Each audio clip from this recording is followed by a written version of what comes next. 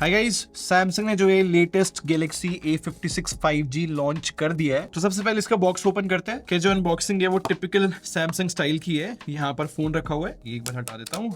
Samsung अपने phones की ना कैमरा मॉड्यूल की डिजाइन लैंग्वेज चेंज कर रहा है, क्योंकि इस पुराने वाले A55 5G को देखो, ऐसे हमें कैमरा रिंग्स मिलती थी ना। आई थिंक अब सैमसंग ये वाला डिजाइन कंटिन्यू करेगा, क्योंकि इन्होंने रिसेंटली M सीरीज का फोन भी निकाला है, उसमें भी सिमिलर कैमरा मॉड्यूल है। बाकी यहाँ पर सिम इजेक्टर है, type C to C cable और डॉक्यूमेंटेशन। तो आज की वीडियो में मैं गैलेक्सी A56 5G के कुछ फर्स्ट इंप्रेशन बताने वाला हूँ, और थोड़ा बहुत मैंने कंपेयर किया है लास्ट ईयर वाले गैलेक्सी A55 5G से, जिससे आपको अंदाजा लग सके कि क्या क्या इंप्रूवमेंट है। तो स्टार्ट करने से पहले, मेरा नाम है संचित, चैनल का नाम है टेक बार।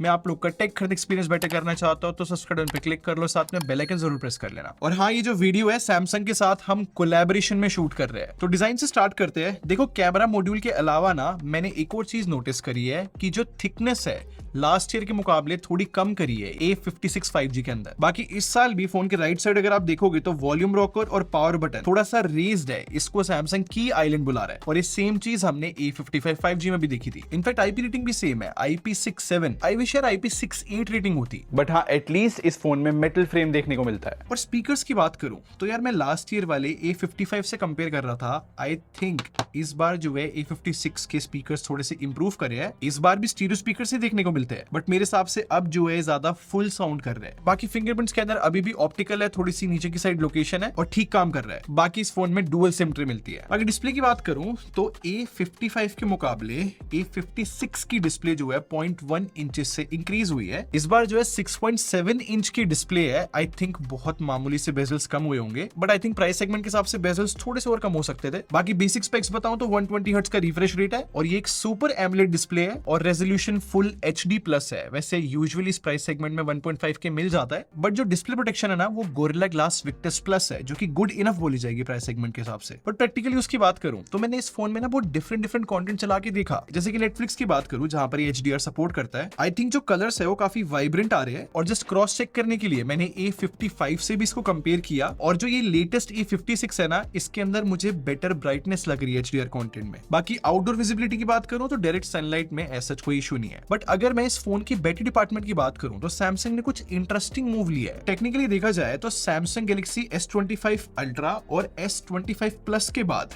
ये लेटेस्ट फोन है जिसको 45 वॉट की चार्जिंग दी है। In short, first time A series में 45 वॉट की चार्जिंग आ रही है। खैर, इस चीज को मैंने क्रॉस चेक किया है, और एक्चुअली में A56 5G फास्ट चार्ज तो हो रहा है। और इस फोन में सिलिकॉन कार्बाइड बैटरी यूज नहीं करी है। और बैटरी कैपेसिटी की बात करूं तो वो 5000 mAh ही है। आई मीन इन जनरल इस प्राइस सेगमेंट में जो है 5000 से ऊपर बैटरी कैपेसिटी मिल जाती है। बट अगर परफॉर्मेंस को डिस्कस करूं ना मैं आप लोग के साथ, तो लास्ट ईयर जो A55 आया था उसके कंपैरिजन में प्रोसेसर में इंप्रूवमेंट तो देखने को मिल रही है। आई मीन लास्ट ईयर वाला जो A55 था उसमें Exynos 1480 प्रोसेसर मिलता था। इस बार सैमसंग ने जो है Exynos 1580 प्रोसेसर यूज करा है। और इस प्रोसेसर को लेके सैमसंग का पता है क्या क्लेम है, कि इसका GPU इंप्रूव्ड है, और सिंगल कोर परफॉर्मेंस भी जो है पहले से इंप्रूव्ड है। इनफैक्ट ये ज्यादा एफिशिएंट भी है। खैर, मेरा जो फोन है वो 12GB रैम और 256GB स्टोरेज वाला है, और सैमसंग ने जो स्टोरेज है वो UFS 3.1 यूज करी है। और बेंचमार्क्स के बारे में बात करूं तो देखो, A55 के कंपैरिजन में यहाँ पर इंप्रूवमेंट्स देखने को मिल तो रही है। 1.7 लाख के अराउंड जो है ज्यादा स्कोर्स आ रहे हैं। और सिमिलरली Geekbench की बात करूं तो यहाँ पर 400 पॉइंट से मल्टी कोर स्कोर्स इंक्रीज हुए हैं। अब क्योंकि Exynos प्रोसेसर है तो मैंने CPU थ्रॉटलिंग स्पेशली रन करा, और यहाँ पर जो है ग्राफ ग्रीन आया है। तो ये ग्राफ देखने के बाद I think as such throttling नहीं होनी चाहिए। इनफैक्ट 3D मार्क के स्ट्रेस टेस्ट में भी जो स्कोर्स है लास्ट ईयर के मुकाबले इंप्रूव दिख रहे हैं। वैसे गेमिंग की बात करूं तो फिलहाल इस फोन में 60 FPS की सेटिंग है, और इसके पीछे एक ही रीजन हो सकता है, क्योंकि एक नया प्रोसेसर है, तो गेम डेवलपर्स को यूजुअली टाइम लगता है लेटेस्ट प्रोसेसर में गेम को ऑप्टिमाइज करने के लिए। और लास्टली अगर मैं डे टू डे लाइफ की बात करूं, जहां पर हम सोशल मीडिया वगैरह यूज करते हैं,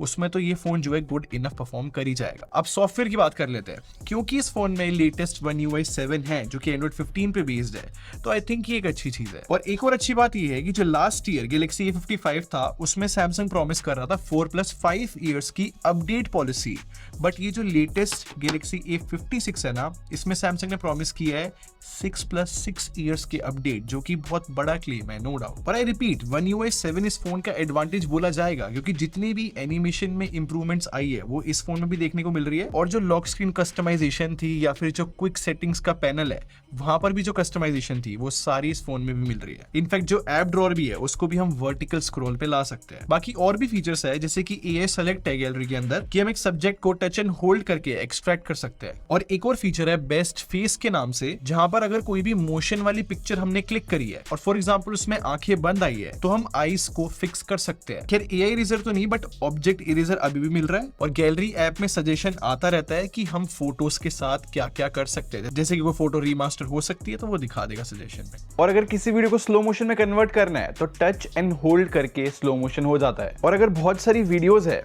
तो AI की हेल्प से ऑटोमेटिकली ट्रिम करके एक वीडियो बन जाती है। बाकी सैमसंग के जो एक्सक्लूसिव फीचर्स होते हैं उनके बारे में बात करूं तो सैमसंग वॉलेट मिलता है टैप टू पे के लिए, मेंटेनेंस मोड भी है, क्विक शेयर सिक्योर फोल्डर, और जो हार्डवेयर लेवल पे नॉक्स वोल्ट चिप मिलती है वो भी है। और लास्टली फोन में प्री इंस्टॉल एप्स आती है, हम उनको अनइंस्टॉल कर सकते हैं, और जो लॉक स्क्रीन की मैगजीन होती है वो भी डिसेबल हो सकती है। तो सिंपली बोलूं तो One UI 7 की वजह से मैं कह सकता हूं कि भाई सॉफ्टवेयर एक्सपीरियंस अच्छा है। अब थोड़ी सी कैमरे के बारे में बात कर लेते हैं। देखो जो कैमरा सेटअप है वो A55 की तरह 50+12+5 मेगापिक्सल का ही है, बट रियर कैमरा की फोटोज दिखाने से पहले एक चेंज है। देखो जो लास्ट ईयर वाला A55 था इसमें 32 मेगापिक्सल का फ्रंट कैमरा था, और ये जो लेटेस्ट गैलेक्सी A56 है इसमें 12 मेगापिक्सल का कैमरा है। बट ये डाउनग्रेड नहीं है, जो 12 मेगापिक्सल का एक कैमरा है ना, ये सेंसर साइज बड़ा है लास्ट ईयर के मुकाबले। और इसी नोट पे पहले सेल्फीज ही देख लो, आई थिंक फ्रंट कैमरे में जो है इनफ डिटेल आ रही है, और प्रोसेसिंग भी मेरे को अच्छी लगी। और सैमसंग का क्लेम है कि इस बार जो है लो लाइट फोटोज इंप्रूव की गई है और HDR परफॉर्मेंस भी इंप्रूव की गई है। और अब रियर कैमरे की फोटोज दिखाऊं तो यहाँ पर एक चेंज ये आया है कि अब हम 2x पे पोर्ट्रेट फोटोज क्लिक कर सकते हैं। और इन जनरल भी बात करूं तो फोटोज में ना एक हल्की सी सैचुरेशन रहती है फोटोज के अंदर, अच्छी लग रही है, एंड नो डाउट HDR भी अच्छा वर्क कर रहा है, इनफैक्ट रिलायबल आउटपुट आ रहा है। और वीडियो के बारे में बात करूं तो फ्रंट और बैक कैमरा 4K रिकॉर्डिंग कर सकता है। और प्राइस की बात करूं तो गैलेक्सी A56 41,999 से स्टार्ट हो रहा है। तो ये थी कंप्लीट स्टोरीज फोन की। आप क्या सोचते हो मुझे कमेंट सेक्शन में जरूर बताना, और अगर आपको वीडियो पसंद आई हो तो लाइक बटन पे क्लिक कर दो और सब्सक्राइब करके हमारे टेक बार आर्मी को ज्वाइन कर लो। हम लोग क्वालिटी बिलीव रखते हैं। अगले मिलते हैं।